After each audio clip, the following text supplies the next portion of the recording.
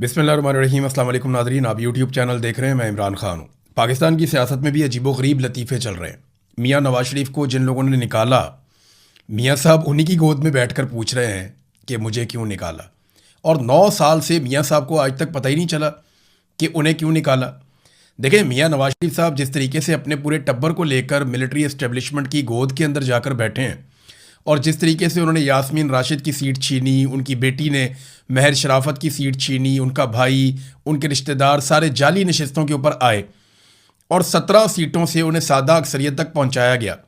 फिर जिस तरह पाकिस्तान तहरीक इंसाफ की मखसूस नशस्तों के ऊपर माले गनीमत समझ के शब खून मारा गया, ये सारा कुछ करने में मियाँ नवाज शरीफ, आसिफ अली जरदारी दोनों पार्टनर हैं और ये पार्टनर इन क्राइम है। पाकिस्तानियों के साथ आज तक जो कुछ भी हुआ ये सारा इन्होंने तो किया। आप मुझे बताएं ना, कौन सा एक आईपीपी है जो इमरान खान साहब लाए और लाकर उन्होंने लगाया और उसमें कमीशन खाया हो और वो पैसा आज कौम को देना पड़ रहा हो? मुझे बताएं ना, कौन सा आईपीपी है जो इमरान खान तो डैम बना रहा था जिससे इंतहाई सस्ती बिजली बनती है। ये आईपीपी ज़्यादातर नवाज शरीफ लेकर आए, उसके बाद पीपल्स पार्टी लेकर आई, फिर परवेज़ मुशर्रफ लेकर आए। तो ये तीनों मिलकर इस तरह के रेंटल पावर मंसूबे लेकर आए या आईपीपीज लेकर आए जिन्होंने कौम की जड़ों को खोखला कर दिया। आज पाकिस्तानी वफाकी वजीर के कहने के मुताबिक जो 100 रुपया देता है बिजली के बिल में, उसमें 75 रुपए इनके किए किराए का देता है, यानी कैपेसिटी पेमेंट्स का देता है 75 रुपए।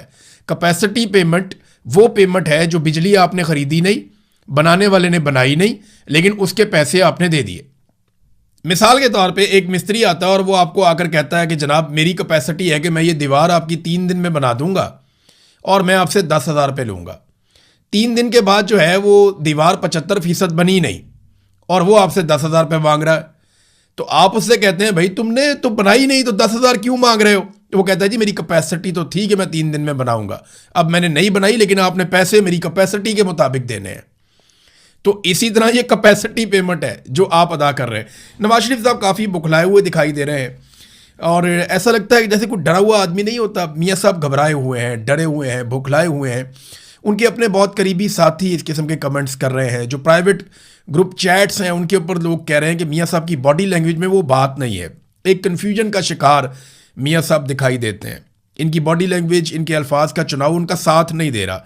चेहरे के तासुरात मियाँ साहब का साथ नहीं दे रहे। वो कहना कुछ और चाह रहे होते हैं, कह कुछ और रहे होते हैं। सच बोलना चाहते हैं, बोल नहीं पाते। शिकवा करना चाहते हैं, वो भी नहीं कर पाते। तो मियाँ साहब एक ऐसे सियासी मोड़ पे आकर खड़े हो गए जहाँ पे उन्हें फैसला करना पड़ेगा, या इक़्तिदार या इज़्ज़त और सियासत। अगर तो सियासत करनी है इज़्ज़त के साथ तो फिर इक़्तिदार को मियाँ साहब को लात मारनी पड़ेगी और पाकिस्तान की मिलिट्री एस्टेब्लिशमेंट के सामने अपना सीना करना पड़ेगा, जैसे इस वक्त इमरान खान साहब ने किया हुआ है। आज मियाँ साहब कहें जी कि हम पाकिस्तान को मिलिट्री एस्टेब्लिशमेंट की सियासत से पाक करते हैं और जरदारी साहब से इसके बारे में बात करें, तो मैं आपको गारंटी करता हूं कि इमरान खान फौज के साथ खड़ा नहीं होगा, क्योंकि इमरान खान ने माजी करीब में ये बात साबित भी की है। अब नूरा कुश्ती इस वक्त चल रही है गिलगित बल्तिस्तान में। एक कहता है जी 2000 मेगावाट बिजली बनाना हमारे बाएं हाथ का काम है, दूसरा कहता है जी अगर बाएं हाथ का काम है तो तूने बनाया क्यों नहीं? भाई सवाल ये पैदा होता है कि जो तुम लोगों ने मंसूबे लगाए, कौम उसका अभी तक खर्चा उठा रही है। जिस किस्म के आईपीपीज या पावर प्लांट्स तुम लोगों ने लगा दिए पाकिस्तान में, कौम बिल दे देकर कौम की कमर टूट गई है। इजाफी बिजली पैदा कर दी है और वो भी लोगों को फराहम नहीं कर रहे, लोड शेडिंग हो रही है। ये जितनी तबाही आज तक हुई है ना पाकिस्तान में, उसके लिए ज़्यादातर जो माशी तबाही के लिए जिम्मेदार हैं वो दोनों पॉलिटिकल पार्टीज़ हैं और फिर एस्टेब्लिशमेंट है। इन्होंने मिलकर पाकिस्तान में सारी की सारी मुआशी तबाही की है और नूरा कुश्ती का इनका मॉडल बहुत पुराना है। ये हमेशा से आपस में नूरा कुश्ती करते हैं, पहले एक आता है फिर दूसरा आता है और इसी तरह ये सिलसिला चलता रहता है। सियासी मैदान के जो असल खिलाड़ी है इमरान खान, उसको डाला हुआ इन्होंने काल कोठरी में और उसके हमायतियों पर पाबंदियां लगा के ये रेलू कट्टे जो हैं वो इस वक्त आपस में लड़ रहे हैं। ये सारे रेलू कट्टे हैं। इस वक्त इमरान खान का मुकाबला अवामी मैदान के अंदर ये नहीं कर सकते। अंपायर भी इन्होंने साथ मिलाया हुआ है।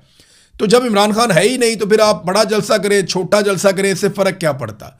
या तो आप पाकिस्तान तहरीक इंसाफ को खुला मैदान देते, उन्हें मौका देते इलेक्शन लड़ने का, वो आते अपने इंतखाबी निशान के साथ, उनके लोग वहाँ पे कंपेन करते, वो आपके ऊपर तनकीद करते और आपको काउंटर करते, तो फिर तो होता मैदान के अंदर मुकाबला। आपने उन्हें कोई मौका ही नहीं दिया। इसके बावजूद मंजी ठुकी पड़ी है। इसके बावजूद एस्टेब्लिशमेंट और हुकूमत परेशान है कि हमने गिलगित बल्तिस्तान में हुकूमत बनानी कैसे है। कश्मीर से भी नादरीन खबरें कोई अच्छी नहीं आ रही, लेकिन एक चीज़ कश्मीर से मुझे पता चली है कि कश्मीर में जो एस्टेब्लिशमेंट के नुमाइंदे काम कर रहे हैं, उन्होंने जो मुज़ाकराती कमेटी की हुकूमती साइड है उनसे ये कहा कि आप 12 के बजाय 6 सीटें कर लें। यानी अगर आप हमें 6 सीटें कश्मीर के बाहर से दे दें तो बाकी हम कश्मीर के अंदर से मैनेज करके अपनी हुकूमत बनाने में कामयाब हो जाएंगे, वरना पाकिस्तान तरीके इंसाफ का रास्ता रोकना मुमकिन नहीं है।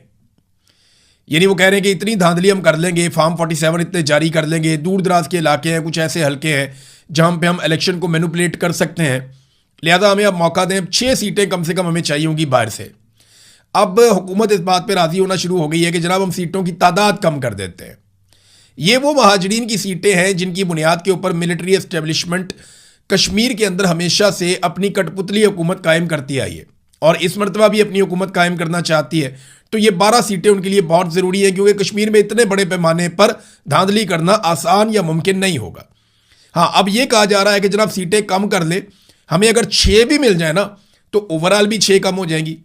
यानी अगर आप इसको फ़र्ज़ करें 50 हैं तो आप 6 कम करेंगे तो ओवरऑल भी तो नंबर कम हो जाएगा ना। तो अगर आप 6 भी हमें दे दें तो बाकी हम मैनेज कर लेंगे कश्मीर में से। तो हुकूमत इस बात के ऊपर कुछ हद तक राज़ी हुई है, ये खबरें चली हैं सोर्सेज से। लेकिन देखें कर क्या रही है पाकिस्तान की एस्टेब्लिशमेंट।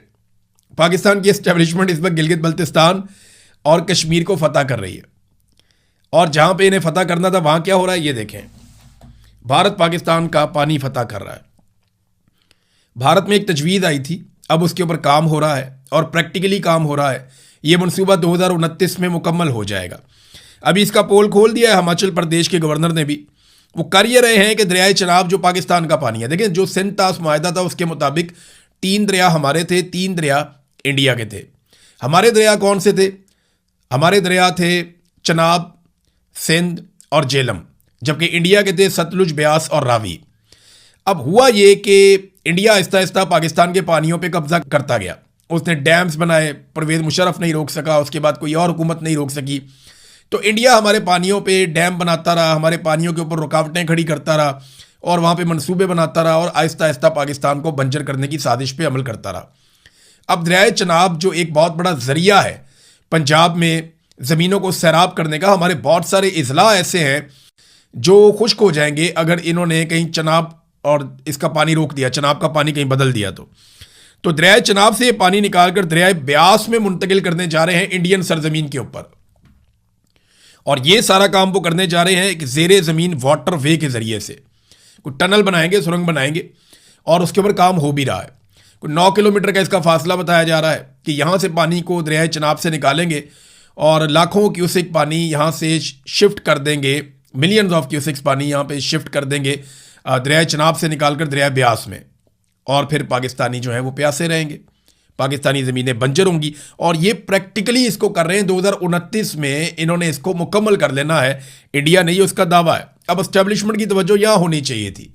वो आज़ाद कश्मीर और गिलगित बल्तिस्तान की हुकूमतें फतह करने पर लगे हुए हैं। ठीक है, जिसकी जो तरजीहात हैं उसको वो मिल जाएगा। इंडिया इस वक्त पानी हासिल करना चाहता है, हमारी एस्टेब्लिशमेंट हुकूमत हासिल करना चाहती है।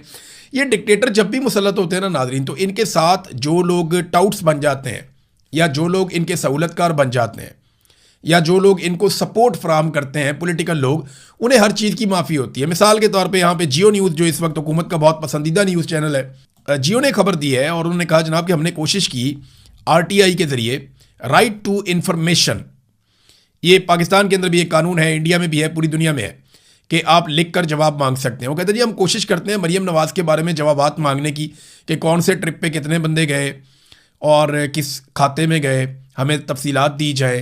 तो हमें कहीं से पंजाब हुकूमत कोई तफसीलात देती नहीं है। यानी ये आइन को और कानून को नहीं मानते, ये बताते ही नहीं है। मरीम नवाज़ को 100 खून माफ़ हैं, बिलावल को और आसिफा को 100 खून माफ़ है। नवाज शरीफ यास्मीन राशिद की सीट पर चौड़े होकर बैठे हुए हैं।